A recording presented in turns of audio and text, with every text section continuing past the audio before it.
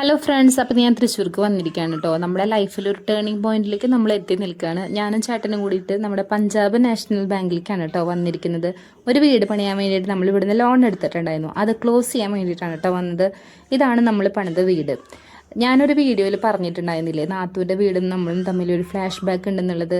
അതൊരു കാലത്ത് നമ്മുടെ വീടായിരുന്നു. നമ്മളുടെ ആഗ്രഹങ്ങളും സ്വപ്നങ്ങളും ഒക്കെ ആയിട്ട് നമ്മൾ കയറി താമസിച്ച നമ്മുടെ സ്വന്തം വീടായിരുന്നു.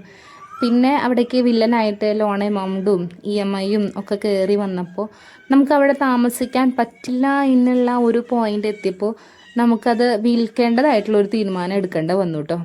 അങ്ങനെ വിൽക്കാൻ തീരുമാനിച്ചപ്പോൾ നാത്തൂൻ പറഞ്ഞു അത് ചേച്ചി മേടിക്കാമെന്ന് പറഞ്ഞു.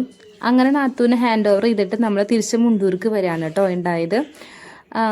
പിന്നെ ഈ ഒരു പാഠം കൊണ്ട് നമ്മൾ കുറേ കാര്യങ്ങൾ ഇതിൻ്റെ ഉള്ളിൽ നിന്ന് പഠിച്ചു. കാര്യം വേറൊന്നുമല്ല, നമുക്കൊരു തകർച്ച ഉണ്ടാവുമ്പോൾ ആരൊക്കെ നമ്മുടെ കൂടെ ഉണ്ടാവുന്നും ആരൊക്കെ നമ്മളതിനെ തള്ളിപ്പറയുന്നും എല്ലാ കാര്യങ്ങളും നമ്മൾ ഇതിലൂടെ പഠിച്ചു. പിന്നെ നമ്മുടെ ലൈഫിൻ്റെ ഒരു എൻഡിങ് ഒന്നുമല്ല ഇത്. നമ്മുടെ ലൈഫ് എങ്ങനെ എൻഡ് ചെയ്യണം എന്നുള്ള കാര്യം നമ്മളാണ് തീരുമാനിക്കേണ്ടത്. ഇനിയും നമ്മൾ പരിശ്രമിച്ചു കഴിഞ്ഞാൽ നമ്മളെ കൊണ്ട് സാധിക്കും എന്നുള്ള ഒരു ഉറച്ച വിശ്വാസം ഇപ്പോഴും ഉണ്ട് കേട്ടോ. അങ്ങനെ സന്തോഷത്തോടു കൂടി നമ്മൾ ആ ചാപ്റ്റർ ക്ലോസ് ചെയ്യണം. ഇനി പുതിയ ലോകം, പുതിയ കാഴ്ചകൾ.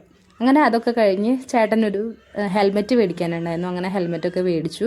പിന്നെ തൃശ്ശൂർ എത്തിക്കഴിഞ്ഞാൽ നമുക്ക് മെയിനായിട്ട് വേണ്ട ഒരു സാധനം ഉണ്ടല്ലോ, ഷെയ്ക്ക്. അതൊക്കെ കുടിക്കാൻ വേണ്ടിയിട്ട് നമ്മൾ തോമസ് ചേട്ടൻ്റെ കടയിലേക്ക് വന്നിരിക്കുകയാണ് കേട്ടോ.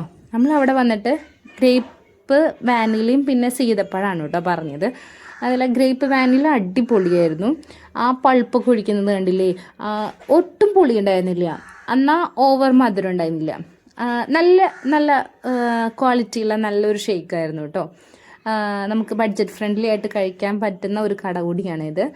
അങ്ങനെ അടിപൊളിയായിരുന്നു, തക്കുടൂനും ഒക്കെ ഇഷ്ടമായി കേട്ടോ. പിന്നെ നമ്മൾ മാംഗോ ഷേക്ക് ഉണ്ടാക്കുന്ന ഇതും കണ്ടു, പറയണം എന്നുണ്ടായിരുന്നു. പിന്നെ നമ്മൾ രണ്ടുപേരുള്ള കാരണം കൊണ്ട് അത് പറഞ്ഞില്ല, ഹെവി ആവുമല്ലോ. പിന്നെ മേക്കിംഗ് കണ്ടപ്പോൾ കൊതിയൊക്കെ വന്നു. പിന്നെ സീതപ്പഴം കഴിച്ച് നോക്കിയപ്പോഴാണ് മാംഗോ പറഞ്ഞാൽ മതിയായിരുന്നു എന്നുള്ള ഒരു ബോധം വന്നത്. അങ്ങനെ അതൊക്കെ കുടിച്ച് നമ്മൾ വീട്ടിലേക്ക് പോകണം കേട്ടോ.